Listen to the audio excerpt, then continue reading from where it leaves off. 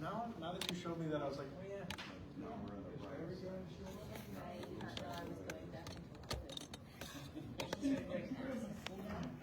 Oh. I think I left it there. Oh, I got my pen. I forgot my phone. we got it. Thank you. Are these yours? Anybody need any more of these? I guess, thank you so much. All right. Just think, you could sit in there next to her. Oh, that's Maria. And I don't want anything to do. I like her on that. Where's Frank? Frank's in Peru.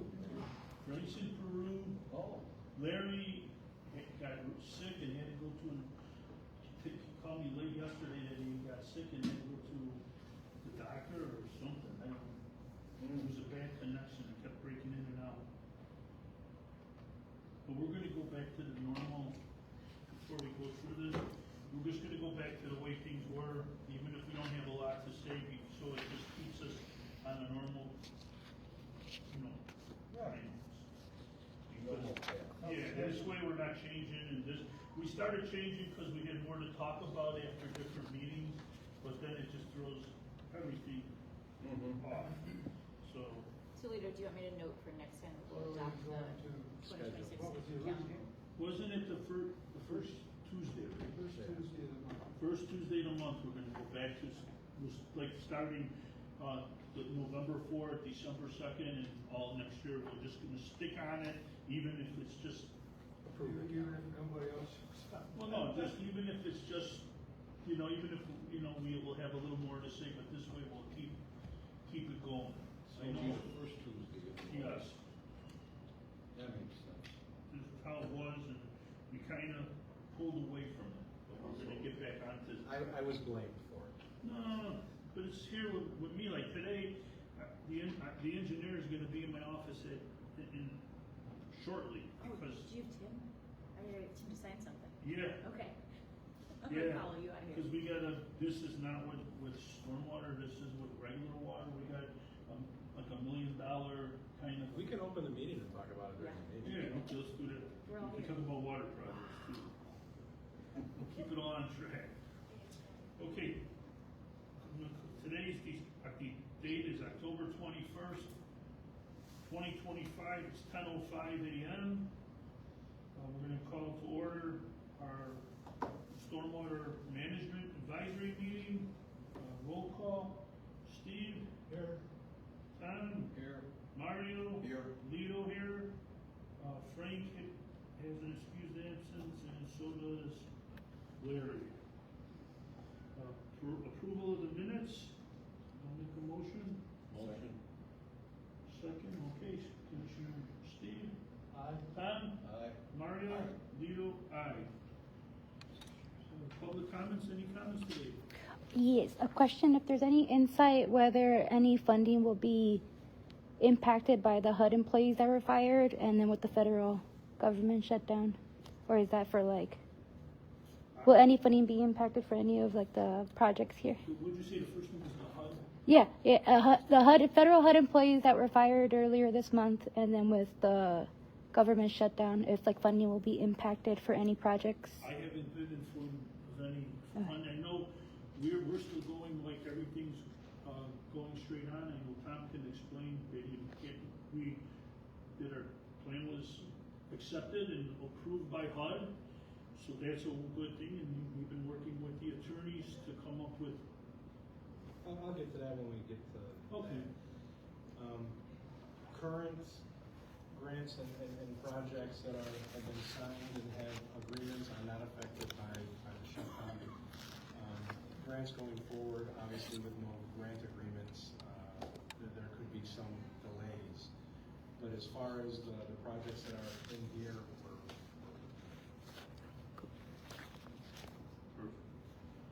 Okay. Permeable alley program, CDBG Green Alley, 4 alleys, 2 alleys have already been completed. We're going to be going after to finish up the other 2. DCO grant funds, the town received an additional of $1.5 million. The town received an additional $500,000 DCO grants. The project is scheduled for construction budget in 2025 for 6 more alleys. They go pretty quick once they get started. It's because all the, a lot of the contractors, because of the shutdown of the asphalt companies, you gotta shut it down, the facilities, they try to get their asphalt work in and then finish up with the rest of these. Yeah, this time of the year, right. So that's a good thing. 2026, the town has already been awarded from MWRD approximately $475,000 for construction of 3 alleys. With the cost of everything, I know it says 3 alleys, but I really, my opinion, and seeing the cost of how everything's going with material and everything, it might be like 2.5 alleys. But we would never leave it half until we got it done. So we would have to pony up some more money to finish the whole alley. Proposed project at Kohler Park. I wish Tim was here. I know we're in the designing stage, finalizing the designing stages that we were supposed to finish up. So we're just waiting to see what happens through the MWRD and see if they received all the money for that. Where's Kohler Park? Kohler Park is the softball field. It's called, the official name is Kohler Park. We always call it Lincoln Field. The park right there on 36th and between 60th Court and 61st Avenue. They have the 3 softball fields. They have the little park there for the kids to play in. And what we're doing is going to be putting underground storage, tear up the field for 1 season. We want to put underground storage, and this way it will help with the way the water flows from out of our main system, where we also get connected into by Berwyn. And we would have it come in through the 36th Street side and exit on the 37th Street when the storms slow down, and it'll slowly drain into our main sewer system.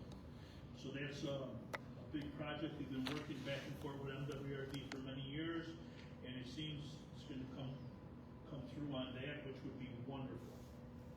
This way we wouldn't have to use our other funds to do that project. We can save it for somewhere else too. I took some different routes through Cicero and Berwyn, and I went by Kohler Park.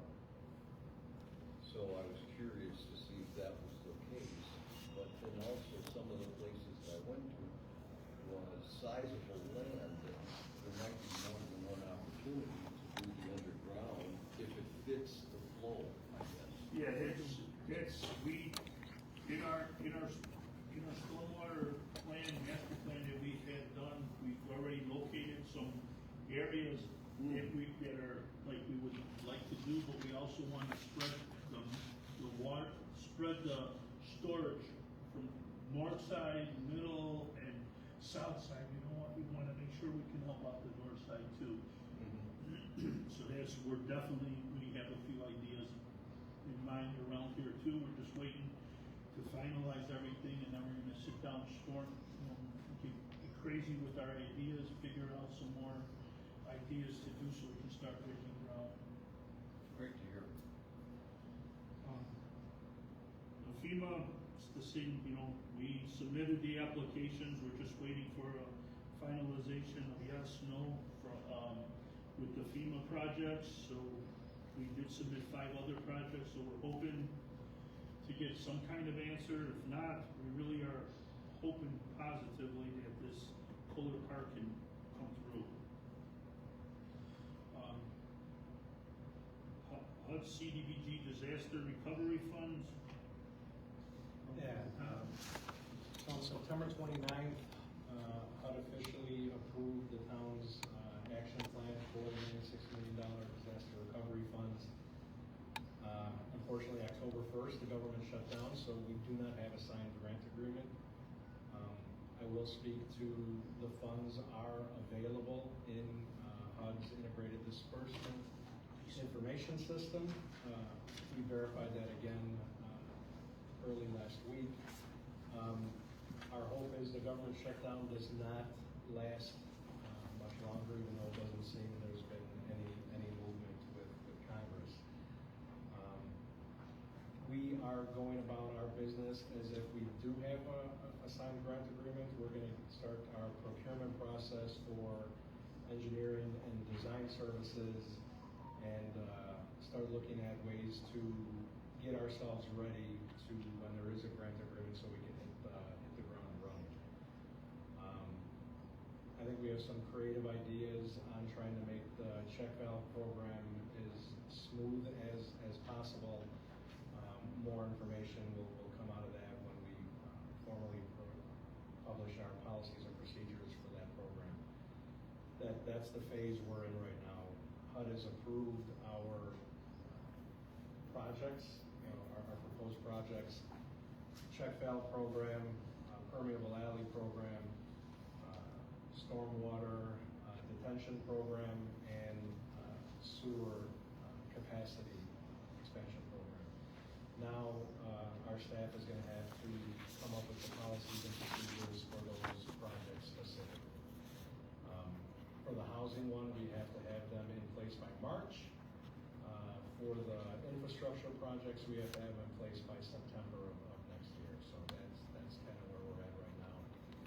I would thank you guys for your input during the planning process. I want to thank the public for all the comments they provided during the planning process, all the different agencies we coordinated with and got information as to the experiences of that July 2nd flood. As Lito mentioned, with the Stormwater Master Plan, the town procuring those services when they did made our lives a lot easier because we had real data to look at as to where the quote problem areas are, or the areas where if we invest dollars will make the biggest impact on the quality of life for people moving forward. 6 years to spend these funds. I have a feeling that every year you'll probably see at least one of the stormwater detention projects, if not 2 or 3 streets getting completely reconstructed with new sewers. We have to have, meaning the town, a conversation with funding. We would like to see when we have these streets torn up to access the sewer line to replace the lead service lines on those streets at the same time.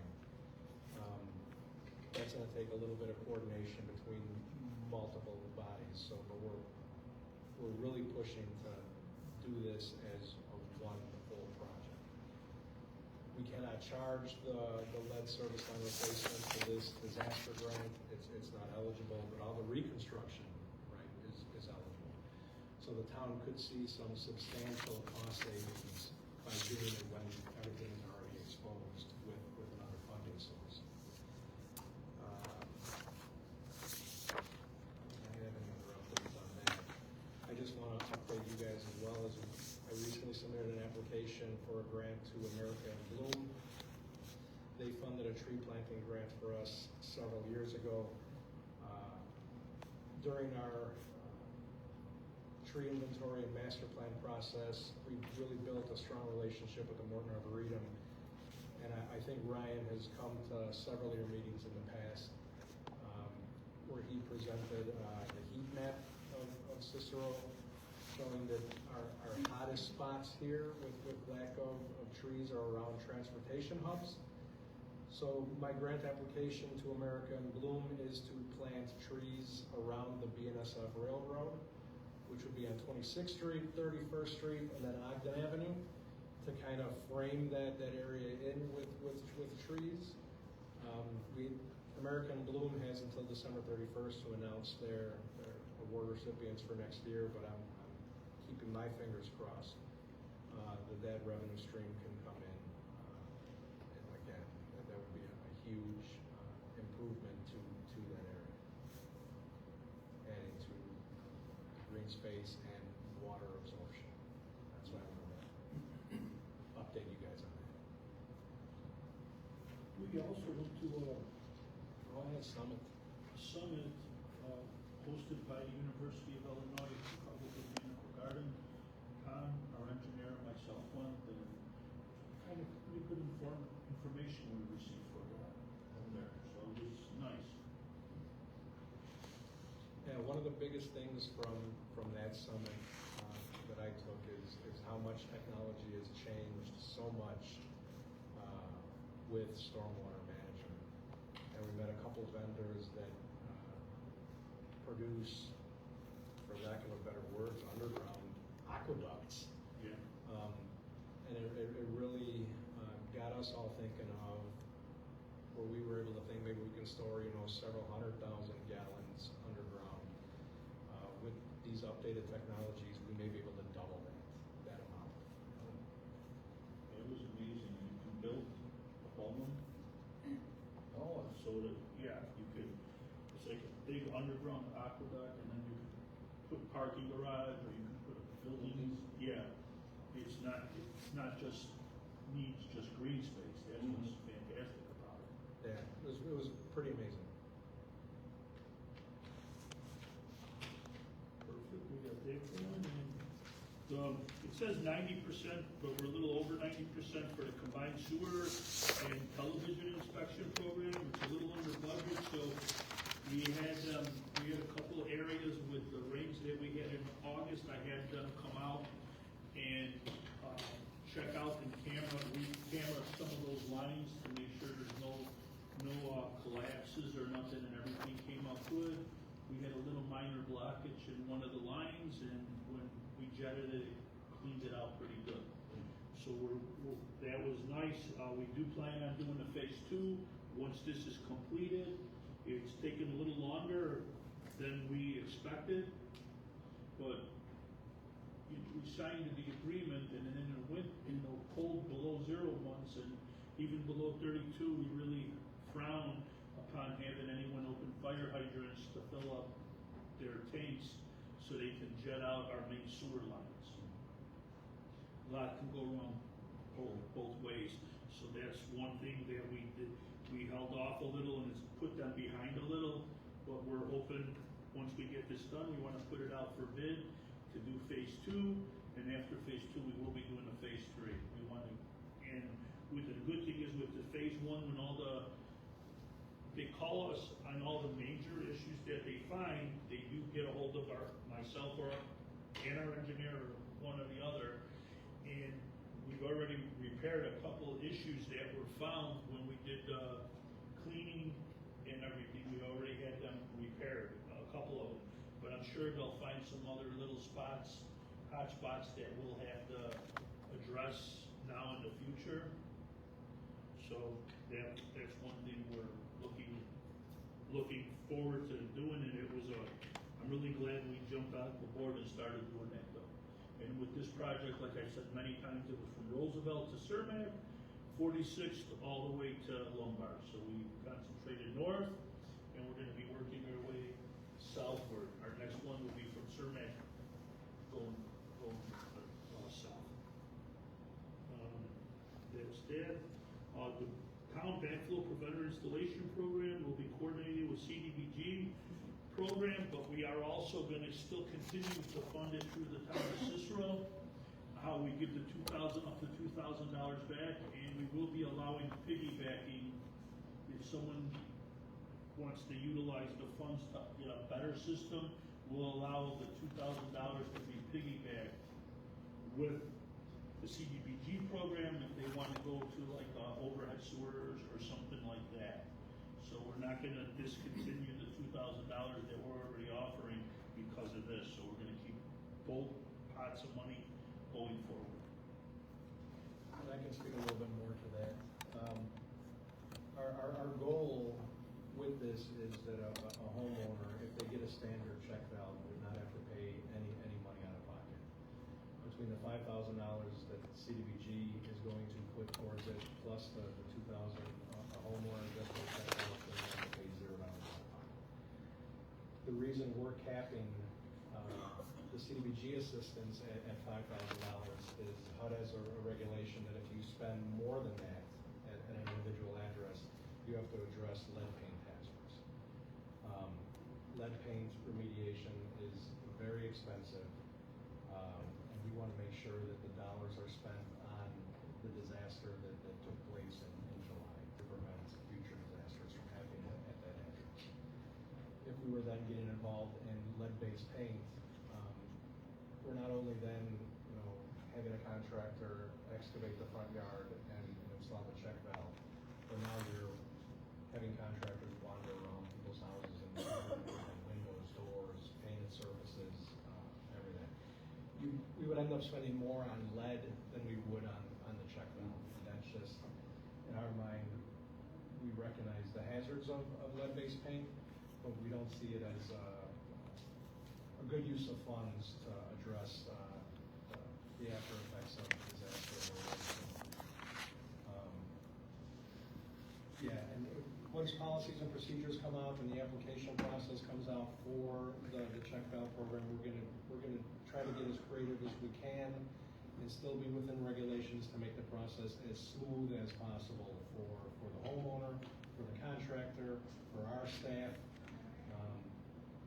We're excited. We know we're gonna be extremely busy, but we are definitely thinking already of how we're gonna be implementing. So more than likely we'll have a room set up at the community center here where that will just be the intake center, no different as when FEMA or SBA was here after the storms, to be a one-stop shop. We're probably gonna have an online portal for people to apply online as well. But from our experience, with our current programs where we try to do online portals, our community with technology issues,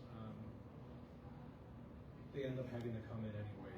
It's much easier to do these things face to face, answering questions in real time, as opposed to getting applications in, having someone in-house review it, and then have to be contacting owners when something is missing or whatnot.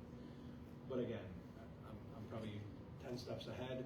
We're going to try to make that online portal as easy as possible as well to avoid snags and delays and paperwork requirements. Even Lido can use it. Yeah. Didn't it come to pass that the lead-based issue is if you don't touch it, it's not a problem, and it's when you remove it that it becomes compounding in what you have to get done? So with regular dollars, private dollars, or other dollars outside of community development block grant, yes. It's no harm, no foul. But HUD and community development block grant and disaster recovery included, it's based on dollar thresholds of what you're doing at the property. So $0 or $1 to $4,999 is, you can do whatever you want. $4,999 to $24,999, you have to stabilize all lead-based paint hazards, whether you're touching it or not. $25,000 and up, you have to abate all the lead at that property. So if there's lead windows, lead paint on the windows, you're either stripping them to the bare wood, repainting them, or removing them. Usually it comes down to it's cheaper to remove it than it is to try to retroactively remove the lead paint. You have to have specialized licenses for that type of work, specialized insurance for that type of work. You have to pay for the testing and then final clearance testing that the work was completed, so it gets very, very expensive. But you're right, a regular homeowner, if you're not touching it, no harm, no foul. The dollar amounts that are attached to these federal dollars is what triggers. How much you're spending is the criteria as to whether you have to or you don't have to. Correct. I contacted HUD pretty early on to try to get a waiver from the lead paint because we're not even touching the house, right? We're digging a hole in the front yard, we're accessing the sewer line, we're putting it in a check valve, and we're burying it back. And HUD said absolutely not. If you're over $5,000, lead kicks in. Is there still a requirement that if you're over 5,000, you have to do more? If you do it in stages, so you spend 4,000 today? Daisy chaining is illegal.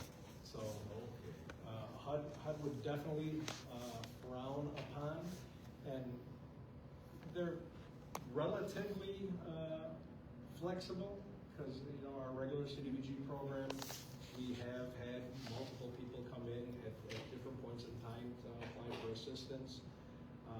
HUD has accepted our policies that we'll have someone be able to apply 3 times for community development assistance. Just because in the past, HUD saw that if you replace someone's roof this year and 3 years down the road, you replace their furnace, are you trying to avoid the lead-based paint requirements? Absolutely not. We're not trying to avoid the lead-based paint requirements. HUD had a concern that we would be serving multiple people over multiple years. Our internal policies are you have 3 chances at it, and HUD accepted it, and we moved on. Really wouldn't work with this program. If you were going to try to spread it out over years, it's one hole. Yeah. Is there anything in what we've developed so far where there might be multiple discharges from a single house? In other words, is there going to be something to look at? Do you need 1 check valve, or do you need multiple check valves because of the way the configuration was done years ago? It's rare for a single family house or a small apartment building to have 2 sewer lines. I guess it's possible. Usually, I don't want to interrupt, Go but ahead. usually you'll find that in like a 16 unit or like that where They the can building drain to is the on, say, corner. 1637 to 1639, 50th court over there. You have, there is that building, there's another building, you have a line coming in the building from 51st Ave, 50th court, but you also may, in some instances, this doesn't have it, if there's a sewer line going down the 18th Street where they can go into that also. But we don't have a lot of crisscrossing sewers where that would take effect. Well, and that's what I thought, and so when I heard that the neighbor had put in the check valve, and then got water in the basement, because that's when they discovered there was multiple discharges from the building, it kind of seemed unusual. It's rare. It could be that someone many years ago did some modifications, maybe not properly, where they may have discharged the water. It's supposed to come from the catch basin, and it goes to the back to the catch basin, and then comes under the house to the street. They may have did some kind of trying to do some modifications to avoid a problem, which may have worked for many years, but now when they didn't, people who didn't have no idea that this illegal modification was done, now put in the proper the sewers block it, oh my God, I'm going crazy. For the stormwater to be blocked, what happened is if they modified it to go around it, and they never knew that it was done, that may have been the issue. Prior modification that wasn't, known by the new homeowner, and the house sold 3 times since the person done that, and now someone's trying to fix it with a flood control, that could have helped to the issue. Yeah, it would be rare. It's very rare though that you would have multiple lines going out. It's not rare that you have, it's rare, but it's happened where two neighbors were built by the same home builder years and years ago, and they did one main sewer to the parkway, and then they went, say southbound. The other guy did the second house south of that, and he made his sewer to the parkway go northbound, and then they drain out together. We found that happen. Not often, but we found a few things like that over the years.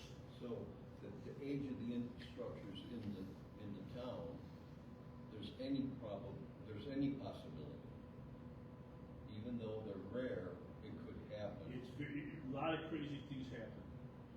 Well, 10 years ago, we had a water leak. The guy had no water in his house. We couldn't figure out why the heck he can't have no water. We were going crazy. Then it was nighttime, when we went out there the next morning, you know, I parked like half a block down, because there's no parking, and I'm walking, and boom, there's all this water coming out of an empty lot. So what happened is, the water was coming from the Buffalo box, and for some reason, it went straight into the house, went down the parkway, about 4 houses, and then went into this empty lot. Don't ask me why, don't ask me how, but there was a big empty lot and there was all kinds of water gushing up. I'm like, where the hell is this water coming from? And then once we were able to shut the Buffalo box off, the water stopped in the parkway. I mean, not the parkway, in the empty lot, it just stopped. In the house, it stopped. So we ended up digging by the Buffalo box, and we were able to eliminate that line because it's going through an abandoned lot. We were able to eliminate it, and the family had more water than they ever had then. So I mean, there's different crazy things you find where an old community has started getting built in the 1800s. Yeah. There's a lot of stuff out there that you don't know it's a problem until it becomes a problem. Yeah. Almost every sewer goes out into the middle of the street. We have a block on the north end around 61st, I think it's 61st Avenue or Court, where the first 8 houses all drain into one sewer in the parkway.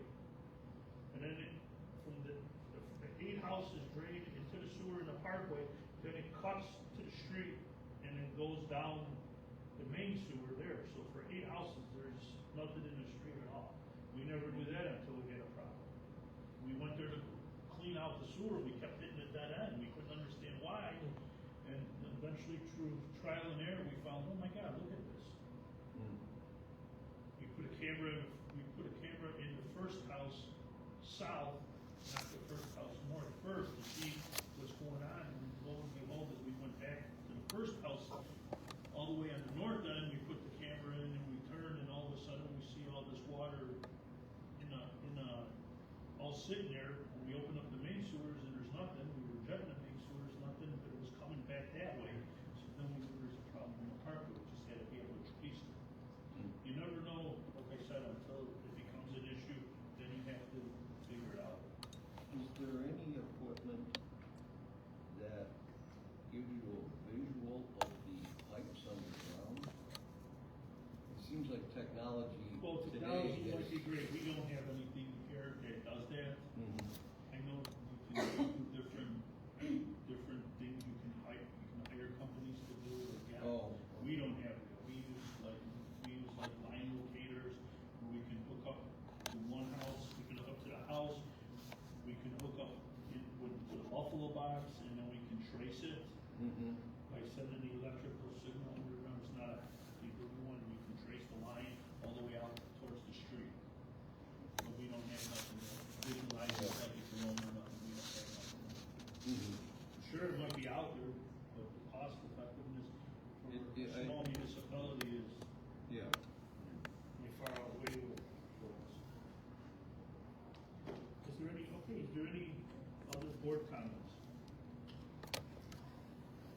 Well, just want to thank everybody that's here for making progress and moving along.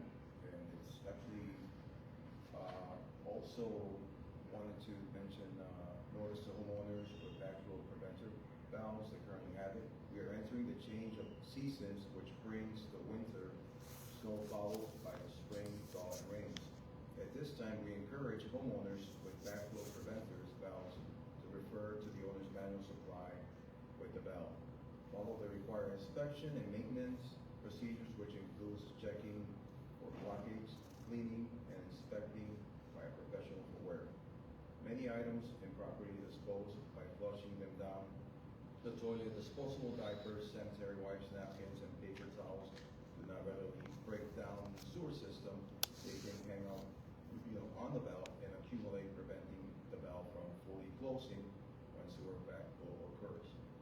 Being proactive proves, as Benjamin Franklin said, an ounce of prevention is worth a pound of cure.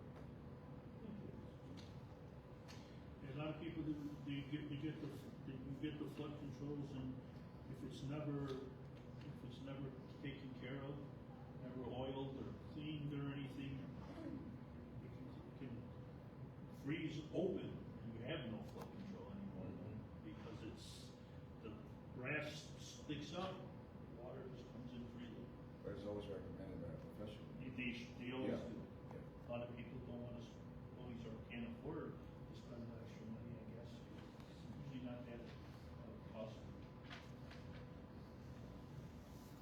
We have more numbers? We want to say anything or? It's okay? All right. Yeah, just real quickly, just as I just started mentioning, we figured we'll say something. I'm meeting in a little bit with Build Up Cook. They received ARPA funds and we applied for a grant it was for like water projects, and we applied for a grant for, we're gonna start replacing some main water valves. And we found quite a few, not quite a few, but we found some that were broken over the years in a closed position, and they're gonna be working with us to remove them and put all brand new valves in, and it will increase our water pressure in areas where the valve has been froze closed. And we are gonna be starting phase 1 of an underground leak survey. We have a company we hired, Simpson, and we're gonna go in phases over the end of this year through the whole next year, maybe a little longer, where they come up with sonar and everything, and they can listen on the water lines, and they look to find water loss. Oh, I know a few years back we found on Lombard and 24th, we found a line that was probably losing about 100,000 gallons over a course of a week that we didn't know about. What happened is Cicero used to feed all the water from Lombard, from Roosevelt all the way to the railroad tracks, and then we had a few sporadically on the south side of the railroad tracks to Burlington. But all those other houses got all their water from Cicero. Over the years, when Berlin would do projects, they took the lines off of Cicero and put it onto their own. But in this instance, I guess it wasn't properly shut down at our main. It was probably just smashed, and over time, it popped open and it just was shooting. And the thing is, you don't see that because it drains right into a sewer. In some instances, it wasn't just coming bubbling up like a big water main, right? So that was about 10 years ago we found that. So every few years we try to do this survey, to keep the water costs down. 8 years we've been raised for Chicago raising them already. Not 8 years in a row, but over the course of about the last 20 years. Yeah, and you've got the unknown, it becomes an expense on the town because the water usage is being generated, but it's not by the individuals that live there. And then our lead line replacement, the board voted on a signed contract, and we're gonna be starting, for winter or not, we're gonna be starting maybe a couple just to get going. We got, I think it's 2,750,000 for lead line replacement. We're doing it in our poorest zip code, which is gonna be, we're starting on Roosevelt in 48th Court, and we're gonna be starting in that area first to get the total lead line replacement. So we got a grant this year and another one next year, I think is just under $3 million. So we'll be working on lead line replacement starting over there on the north end of town. I know that it's not stormwater, but it is still a water project, so just wanted to let everybody know. Anything else? So like we said earlier before, we're gonna go back to our normal, no matter what, if it's we're gonna have a meeting in a couple weeks, but we're gonna start going to the first Tuesday of every month, and the next meeting we'll vote on it, and, we'll put out our total for the year of 2026, time is flying. So our next meeting is gonna be at 10 a.m. Here in the courtroom at November 4th, on November 4th. So, Is that an election? no, not here.